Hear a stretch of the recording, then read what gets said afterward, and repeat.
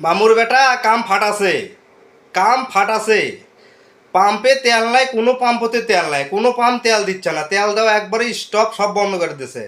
অথচ সরকারের লোক ওখান থেকে বলতেছে প্রচুর তেল আছে, অনেক তেল আছে। তাহলে অনেক তেল যে আছে সে তেল গেল কুটি, অথচ কোনো পাম্পে তেল দিচ্ছে না। তাহলে কি আগে সবাই সিন্ডিকেট করতেছে? যেই তেল আমাদের দেশে উৎপাদন হয় সেই তেলের সংকট কেন দেখা দিল? আর তেলের সাথে সাথে সবেরই জিনিসের দাম বেড়ে গেল, এর কারণ কি?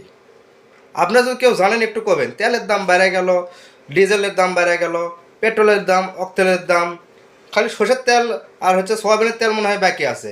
এই যে তেলের দাম বাড়ে নেই কিন্তু কোথাও তেল নাই, তাহলে পেট্রোল আমাদের দেশত বলে উৎপাদন হয়, আমাদের ম্যাডাম কয়ে গেছে গ্যাস দেশত তৈরি হয়। তাহলে এগুলো জিনিসের দাম কেন বাড়লো? এই প্রশ্নের জবাব কে দিবি? এর জন্য দায়ী কে? আপনারা একটু আমাকে কমেন্ট করে জানিয়ে যাবেন। আবার যেটুকু তেল পাওয়া যাচ্ছে, যেটুকু পাম্পের তেল পাওয়া যাচ্ছে, কোনো কোনো পাম্পত সে পাম্পের তেলগুলো হচ্ছে ভেজালের তেল। তেলের মধ্যে কী মিশাচ্ছে জানি না, তবে সেই তেল তোলার পর থেকে গাড়ি মনে করেন ভার হয়ে যাচ্ছে, গাড়ি আর দৌড়াচ্ছে না, গাড়ি পিছ দিক যায়, সামনের গাড়ি পিছন দিকে যায়। তাহলে এই ভেজালের তেল কারা দিচ্ছে, কোত্থেকে আসছে, কীভাবে আসছে, কী মিশাচ্ছে? আপনারা একটু কমেন্ট করে জানাবেন। আর এরকম চাপত কারা কারা পড়ছেন এরকম বিপদে, কমেন্ট বক্সে জানিয়ে দেবেন। আল্লাহ হাফেজ।